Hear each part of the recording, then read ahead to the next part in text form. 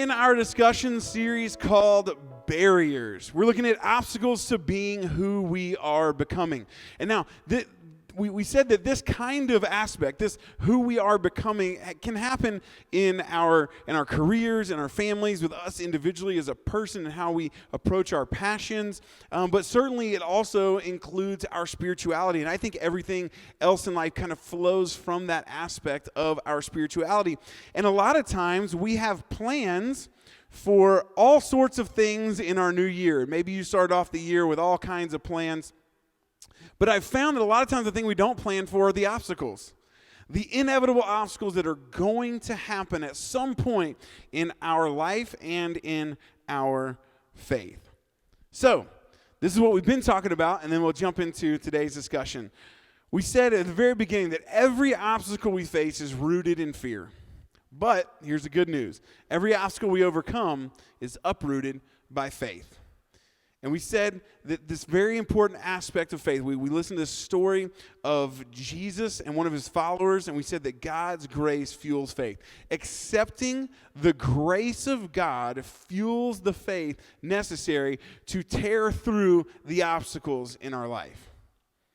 It's trusting that there is this bigger thing, there is this bigger plan, there is this bigger way, and I'm going to accept that all of those things, that all of life is a grace of God, a gift to me. And then we said last week, we jumped into obstacle number one, which was this, an uncertain future. I don't know about you, but for me, 2020 has just been a big cloud, right? One big uncertain future. I don't know how this is going to happen in my life, but it's where I think God is taking us. And maybe that's you. Maybe that was you in 2019 as well. There's just some uncertain future. I don't know how this is going to happen. I don't know what's next. But you're trusting, and we learned that the thing that happens with an uncertain future is it produces excuses. So we had this idea we're discussing last week. We said keep your excuses few by keeping your eyes focused. Maybe focus on that goal, focus on that person that you are becoming. And we also said that spiritually, one of the things that we hear as we follow Jesus, and we understand that you may not, but when we looked at as followers of Jesus, we want to keep our eyes focused on Jesus, his person, his practices, and then the very purpose of Jesus in this world. And that's one of the ways we can keep our excuses few as we keep our eyes focused on that thing that our faith and trust is found in. So today, we're going to jump into obstacle number 2, family ties. Now, this right off may not necessarily sound like an obstacle. You're like, my family's not an obstacle. But I think this, if you're pursuing your passions, if you're pursuing next steps, if you're making progress in your life, and especially spiritually, many, many times, our ties to our families can be one of the biggest obstacles. And here's why. We cannot escape our family of origin. Any good therapist, counselor, starts here at our family of origin. Why? Because so much is written on our hearts and our souls and in our minds that even in the first 18 months of our life can never be unwritten. The development that happens in our family of origin, we carry it with us in one way or another our entire life. And so any good counselor, any good therapist starts there, and I think it's a good place in our conversation to start, is that we cannot escape our family of origin. But the greatest cost of being who we are becoming is relational. When you are being who you are becoming at certain times, the relationships in our life are the thing that we have to sacrifice. If we're following Jesus, family, and I would even say family, even that family from the beginning of our life, that family, maybe it was the one that you were born into, you didn't have a choice, but then there's the ones that we also chose, or even the ones that chose us. There's things that if we are moving forward at times that we will have to sacrifice. And I can tell you this, I've lived it. Things just as simple as right now I live, 2,500 miles away from my family because this is where I think God's called me to be. If you talk to my family, they wish we were in Florida. Talk to my wife's family, they wish we were in West Virginia. Talk to us, we're really glad we live here. Just kidding. It's just a joke. But that is a sacrifice. And it could be it's something as straightforward as that, but it's not always easy. And Jesus is going to talk about family. And when we look at the Bible as a whole, we see family as very important. When we look at the words of Jesus, though, there's some very eyebrow-raising things that he says that seem confusing that actually make family seem less important, or family to even seem to sometimes be the problem in people's heart. And it's very interesting to think of family when you look just at the words and the teachings of Jesus. And so we're going to look at that today because I think he's getting at this bigger point that I want to kind of bring us to today as we have this discussion about family ties as an obstacle. So we're going to look in Luke. Remember Luke, he was writing this basically this letter, this account of the life of Jesus to his friend Theophilus, and he's doing it so that this guy Theophilus would have a better understanding and it would strengthen his faith in Jesus. So Luke, he said, hey, there's lots of people who've been writing about this and going around. I went to people who were eyewitnesses, and I put this account of Jesus together, okay? So don't just think of this as some book from some faraway God. This was a guy, Luke, that we know existed, who went around and got eyewitness accounts from that time, the people who were closest to Jesus, the people who interacted with Jesus, and he put this account together. Luke was a very smart man. He was a physician, and he tended to kind of also be the writer as he followed the early church around. So let's look what he says Jesus talked about when it came to family. At one point, it says a large crowd was following Jesus. He turned around and said to them, if you want to be my disciple, my follower, my learner, my apprentice, if you want to reproduce my life in your life, you must, by comparison, hate everyone else. What? Wasn't Jesus wasn't his thing love? It's not even just love your neighbor, love your enemy. And he's saying that by comparison, you're going to follow me, so you're going to hate anyone else. And the translators here add this by comparison to help us with this Jewish figure of speech, this Jewish idiom that we find it in other places in the Bible as well, where it's like the hate this and love this, and it's the idea of by comparison, the actions that you take, it looks as though you love one person and hate another. And he says, by comparison, hate everyone else. Your father and mother, wife and children, brothers and sisters, yes, even your own life. Otherwise, if you can't do this, you cannot be my follower, my disciple, my learner. And if you do not carry your own cross and follow me, you cannot be my disciple. And this idea of cross, these were people who would have understood what a cross was. They would have seen Roman crucifixions. This was the place where people died. And they actually had to carry their own cross to the place where they would die. This was a very vivid picture of killing off self. And part of that thing, again, our family of origin, is deeply written on our sense of self. And Jesus is saying, you want to be my follower? You want to mature in life and love? You want to have an impact on the world around you? By comparison, your love for me has to look like you hate everybody else. That is some heavy, hard words. I'm willing to bet there's a lot of people there who are like, well, then I'm not following you. Because family was everything to them. I think family in this culture ran so much deeper than we even understand. For the Jewish people, their family wasn't just their family. It was their entire identity as a person. Because their family was also their nation, which had its laws and also had its religion. And all of this was based on being this special called out family. They held their family identity very strongly. Maybe you even have Jewish friends in your life, and they hold their Jewish family identity very, very tightly. And I would say even more so here, and probably more so than I hold my family identity. He was talking to a group of people that every aspect of who they were was about their family, their immediate family, and their greater family of this Jewish nation. Jesus is trying to get at the heart of something here, the heart of their identity. I think Richard Rohr says it well in his book, Falling Upward. As we move into the second half of life, and again, he's not talking about chronologically, he's talking about into maturity, into wisdom, into spiritual growth. He says, as we move into the second half of life, however, we are very often at odds with our natural family and the dominant consciousness of our cultures. That family of origin, that place we came from, the way they do things where I'm from. You know what I'm talking about? Vegas is a great city with people because everybody's from somewhere else, it seems like.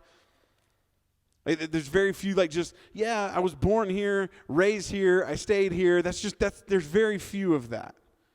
A lot of people are from somewhere else. And that's what he's saying, this dominant consciousness of our cultures. Many people are kept from mature religion because of the pious, immature, or rigid expectations of their first half of life family. And I would say this for a lot of us, maybe includes your spiritual life, your religious life, because you grew up something.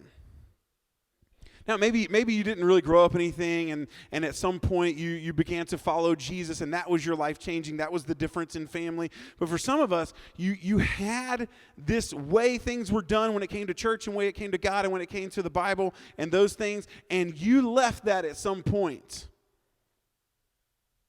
Maybe you're in the middle of leaving it right now.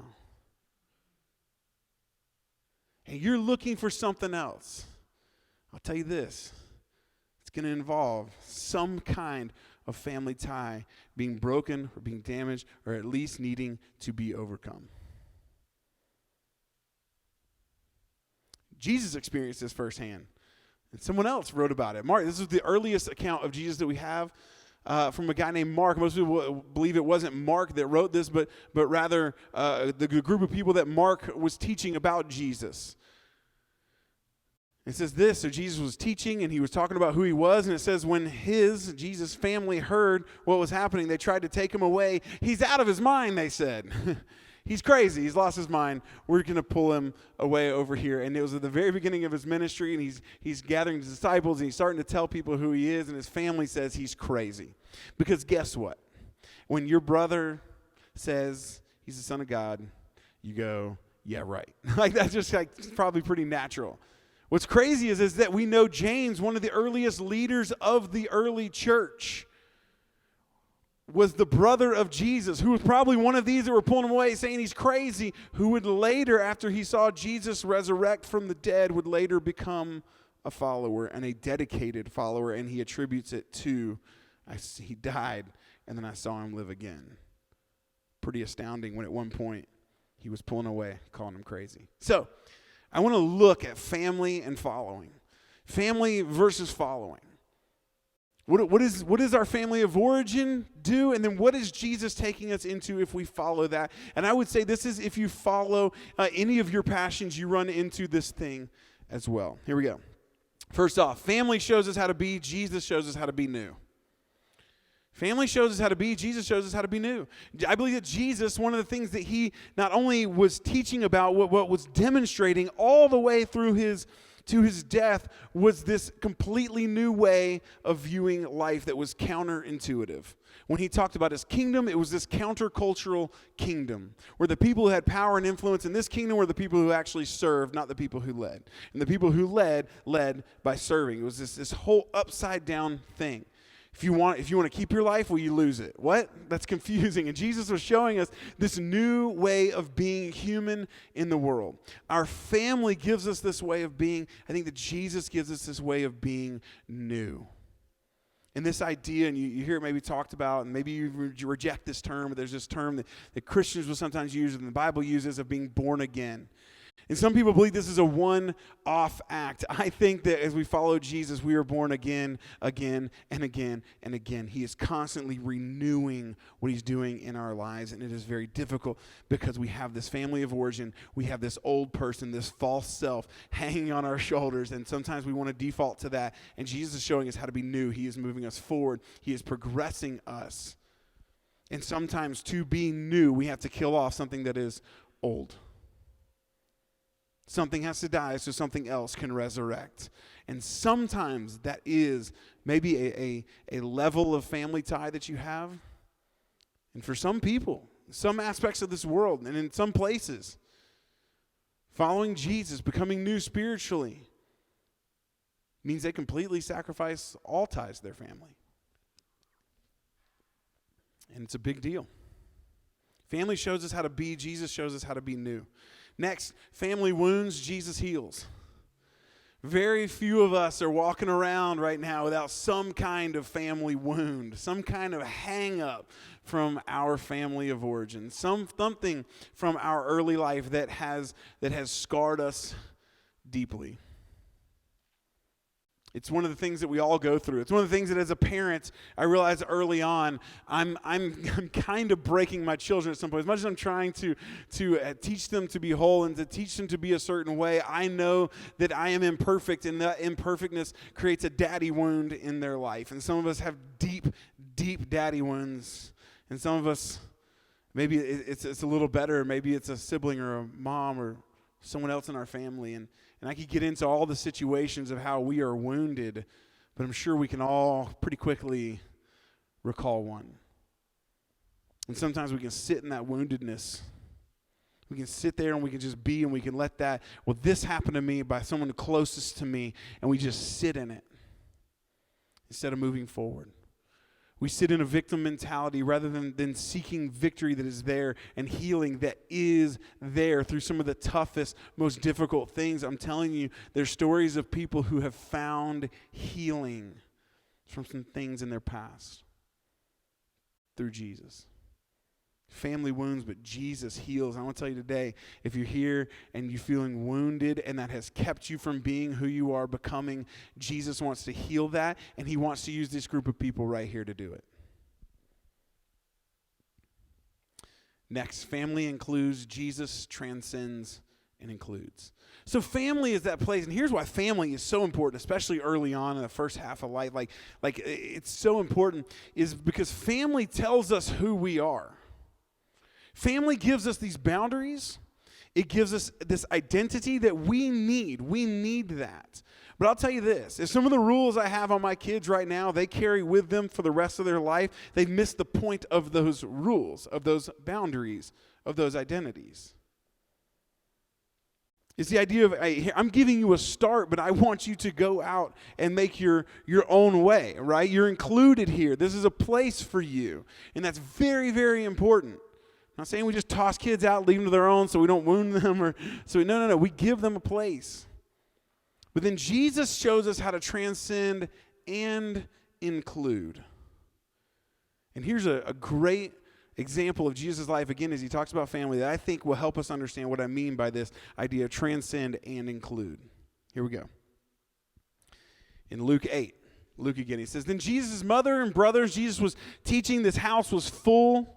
It says Jesus' mother and brothers came to see him, but they couldn't get to him because of the crowd.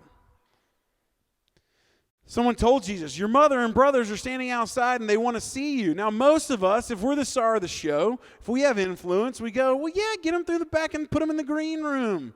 I'll come back there and see them. They're my family, right? They get special front row tickets, right? Family gets special treatment. Jesus does this instead. He says, my mother and brothers are all those who hear God's word and obey it. Imagine being Jesus' mother and brother. What did he say?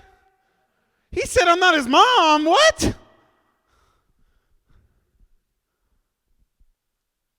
But I think what he's trying to show us is this right here, and this is our idea worth discussing today. Is this. Following Jesus opens us up to a whole new way of being family.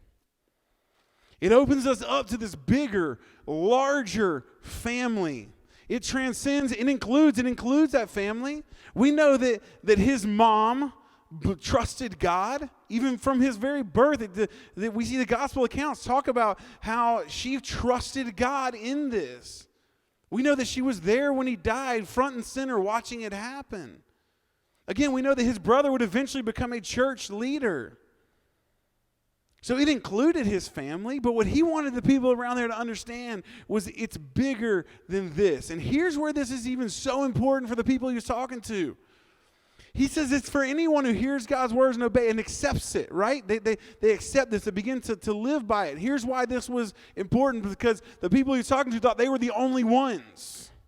They thought they were the only ones. Their family, their people, their nation were the only ones that were following God. He said, no. There's going to be this bigger thing that's happening. And I'll tell you this, unless you're Jewish in here, like it's a result of that bigger, broader family that Jesus is talking about is you. If you follow Jesus, like that you've accepted that, like that's you, that's us. There's this bigger, broader family for all of us. And Jesus shows us a new way of being family, and sometimes that means overcoming the family ties that we currently have. Now, I want to give you a story. So earlier this month, some of you may be familiar with this man by the name of Ram Dass. He was a spiritual leader and teacher, and he's American. But Ram Dass doesn't sound like an American name. His name is Richard Alpert. He was a Harvard professor that kind of left all of that to pursue spirituality, a lot of Eastern mysticism. Traveled India and places like that, just searching for spiritual truth. He has a seminal work called Be Here Now, where he talks about it, and he does kind of include Jesus and Jesus the Christ in his teachings and in his learning and what he follows.